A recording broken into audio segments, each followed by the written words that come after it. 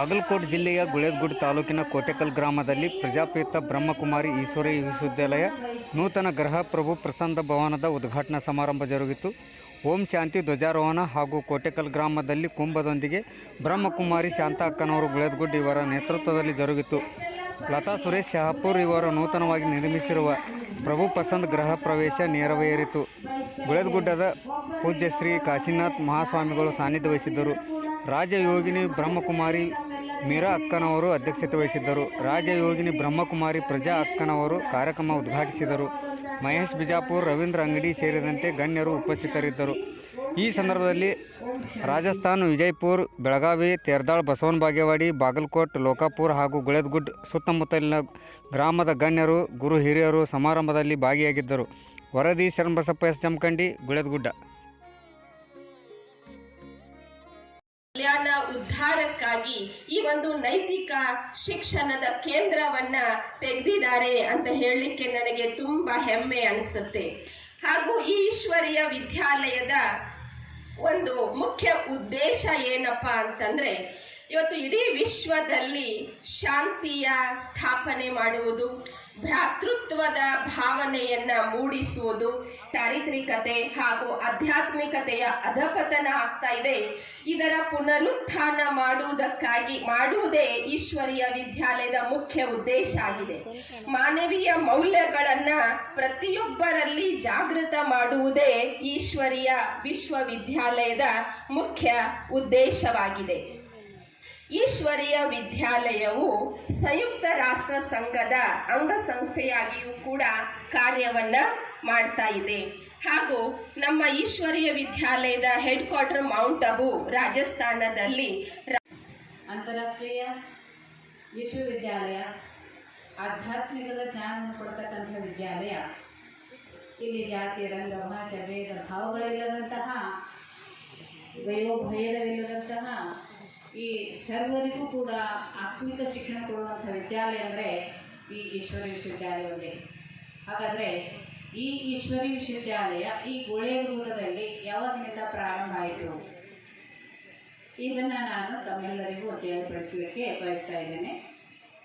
ಸ್ವಾಭಾವಿಕವಾಗಿ ಯಾವುದೇ ಒಂದು ಸಂಸ್ಥೆ ಪ್ರಾರಂಭ ಆಗಬೇಕಾದ್ರೆ ಅದಕ್ಕೊಬ್ಬ ಕಾರಣೀಭೂತರು ಇರ್ತಾರೆ, ನಿಮಿತ್ತರಾಗ್ತಾರೆ. ಇಲ್ಲಿ ಮೊಟ್ಟ ಮೊದಲು 2006ನೇ ಇಸ್ವಿಯಲ್ಲಿ ಮಲ್ಲಮ್ಮಕ್ಕ ಎನ್ನುವಂಥ ಒಬ್ಬ ಮಾತೆಯ ಮನೆಯಲ್ಲಿ ಗೀತಾ ಪಾಠಶಾಲಾ ನಡೀತಾ ಇತ್ತು. ಅದೇ ಸಮಯದಲ್ಲಿ ಶಾಂತ ಅಕ್ಕನವರು ಸದ್ಯದಲ್ಲಿ ಚಿಕ್ಕೋಡಿ ಸೇವಾ ಕೇಂದ್ರದ ಮುಖ್ಯ ಸಂಚಾಲಕಿಯರು ಹಾಗೂ ಅನಸೂಯ ಎನ್ನುವಂಥ ಚಿಕ್ಕ ಅಕ್ಕಂದರು ಜೊತೆ ಸೇರಿ ಇಲ್ಲಿ ಮನೆ ಮನೆಗೆ ಎಲ್ಲ 7 ದಿನದ ಪಾಠ್ಯಕ್ರಮಗಳನ್ನು ಕೊಟ್ಟು ಸೇವೆಯನ್ನು ಪ್ರಾರಂಭಿಸಿದರು. 2006ರಿಂದ 2011ರವರೆಗೆ ಇಲ್ಲಿ ಅನೇಕ ಅಂದರೆ 3-4 ಕಡೆಗಳಲ್ಲಿ ಬಾಡಿಗೆ ಮನೆಯಲ್ಲಿ ಮಾಪನ ಮನೆ ಒಂದು ಬೇರೆ ಬೇರೆ ರೀತಿಯಲ್ಲಿ ಪರಿವರ್ತನೆ ಆಗ್ತಾ ಈಗ 2011 ಯಾವಾಗಾಯಿತು ಆಗ ಸದ್ಯದಲ್ಲಿ ತಮ್ಮೆಲ್ಲರಿಗೆ ನಿಮಿತ್ತರಾಗಿರ್ತಕ್ಕಂತಹ ಶಾಂತ ಅಕ್ಕನವರು ಇಲ್ಲಿಗೆ ಆಗಮಿಸಿದರು. ಹಾಗೆ ಅವರು ಬಂದ ತಕ್ಷಣವೇ ಶಾಂತ ಅಕ್ಕನವರು 2011ಕ್ಕೆ ಬಂದರು. 2012ಕ್ಕೆ ಲತಾ ಪತ್ತಾರ್ ಅಕ್ಕವರು ಕೂಡ, ಲತಾ ಶಂಕರಪ್ಪ ಪತ್ತಾರ್ ಅಕ್ಕವರು ಅವರು ಕೂಡ ಜ್ಞಾನದಲ್ಲಿ ಬಂದರು. ಅದೇ ಸಮಯದಿಂದ ಈ ವಿದ್ಯಾಲಯಕ್ಕೆ ಹೆಚ್ಚಿನ ಒಂದು ಪ್ರಶಸ್ತಿಯನ್ನು ಕೊಡ್ತಾ ಅವರು ತಮ್ಮ ತನುಮನದ ಸೇವೆಯಲ್ಲಿ ಸಹಯೋಗಿ ಆಗ್ತಾ ಈ ವರ್ತಮಾನ ಸಮಯದಲ್ಲಿ ತಾವೆಲ್ಲ ಏನು ಸಭೆಯಲ್ಲಿ ಕೂಡ್ತಿದ್ದೀರಿ, ಈ ಮನೆಗೆ ಅಂದರೆ ಉಚಿತವಾಗಿ ಪಾವನ ಸೇವೆಯಲ್ಲಿ ಅವರು ಕೊಟ್ಟಿರ್ತಕ್ಕಂಥ ಸೇವಾ ವಿಶೇಷವಾಗಿದೆ. ಹಾಗಾದರೆ ಈ ಈಶ್ವರಿ ವಿಶ್ವವಿದ್ಯಾಲಯದಲ್ಲಿ ಈ ಒಂದು ಗುಣಕ್ಕೆ ಅನೇಕ ರೀತಿಯ ಕಾರಣಗಳು, ಅಂದರೆ ಇದಕ್ಕೆ ಅನೇಕ ವ್ಯಕ್ತಿಗಳು ಕಾರಣ ಇದ್ದಾರೆ. ಆದರೆ ಎಲ್ಲದಕ್ಕೂ ಮುಖ್ಯವಾಗಿ ನಾವು ಈ ಸಮಯಕ್ಕೆ ನೆನಪಿಸಿಕೊಳ್ಳುವಂಥದ್ದು ಅಕ್ಕಂದ್ರಗಳ ತ್ಯಾಗ ಹಾಗೂ ತಪಸ್ಸು ಮತ್ತು ಇಲ್ಲಿ ಬರ್ತಕ್ಕಂಥ ಜ್ಞಾನಾರ್ಜನೆಗೆ ಬರ್ತಕ್ಕಂಥ ಮಾತೆಯರಲ್ಲಿ ಲತಾ ಅಕ್ಕವರೇನಿದ್ದಾರೆ ಅವರು ತಮ್ಮ ಒಂದು ಪ್ರಾರಂಭದಿಂದ ನೋಡ್ತಾ ಇದ್ದೇವೆ ನಿಷ್ಠೆ ಬುದ್ಧಿಯಾಗಿ ಅಕ್ಕಂದರುಗಳಿಗೆ ಸೇವೆಯಲ್ಲಿ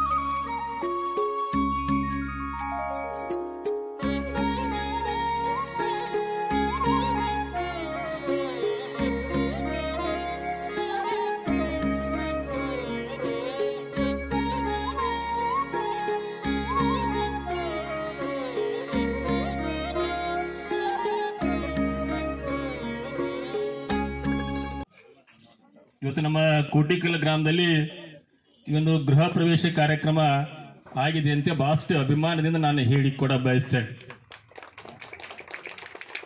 ಇಲ್ಲಿ ನೀವು ಎರಡನ್ನೂ ವಿಚಾರ ಮಾಡಬೇಕು.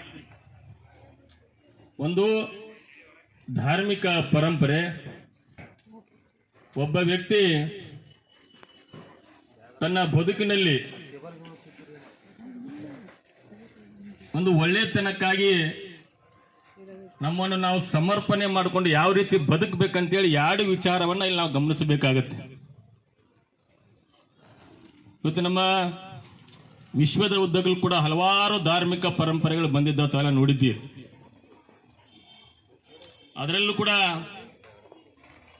ಇವತ್ತು ನಮ್ಮ ಭಾರತ ದೇಶದಲ್ಲಿ ಸನಾತನ ಪರಂಪರೆಯಿಂದ ಹಿಡಿದುಕೊಂಡು ಹಲವಾರು ಧಾರ್ಮಿಕ ನಮ್ಮ ಬದುಕಿನಲ್ಲಿ ನೆಮ್ಮದಿಯ ಬದುಕನ್ನ ಕಂಡುಕೊಳ್ಳಕ್ಕೆ ಇದ್ದಂತ ಪರಂಪರೆಗಳು ಎದರ ಮುಖಾಂತರಪ್ಪ ಅಂದ್ರ ಈ ಜಗತ್ತನ್ನ ಸೃಷ್ಟಿ ಮಾಡಿದಂತ ಸೃಷ್ಟಿಕರ್ತನನ್ನ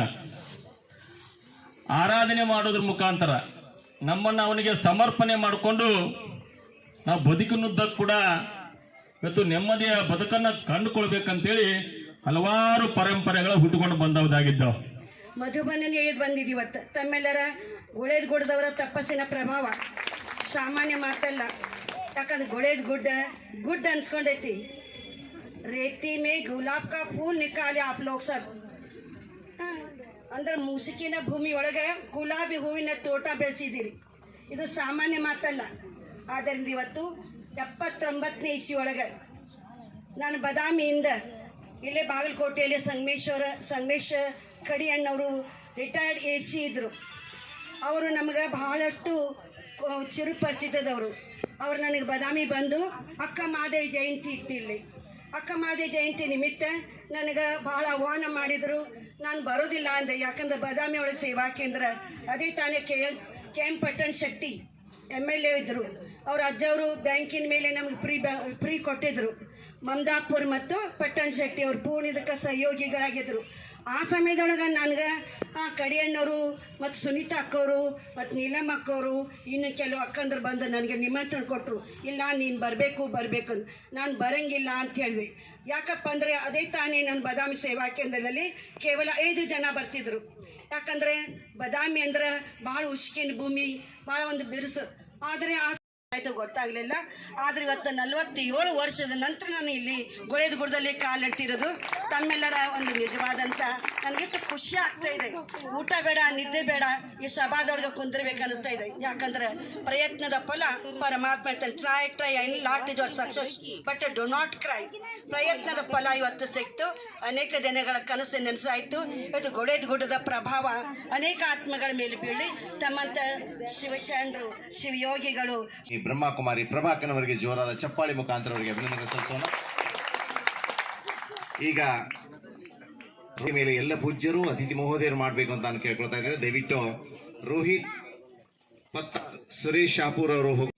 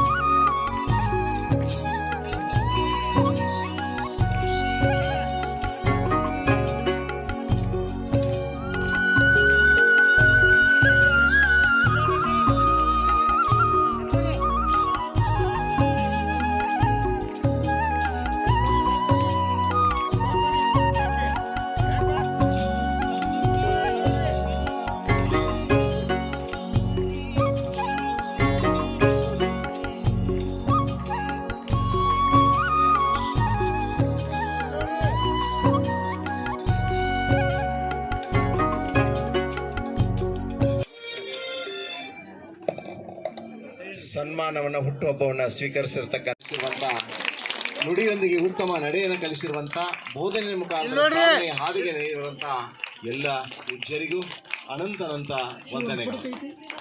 महात्मा हमेशा कहता है मेरा जगह जगह पर हॉस्पिटल कम यूनिवर्सिटी खोलो, तो इसलिए एक हॉस्पिटल है, यहाँ जो आएगा वो मन से सुखी रहेगा, तन से भी सुखी रहेगा।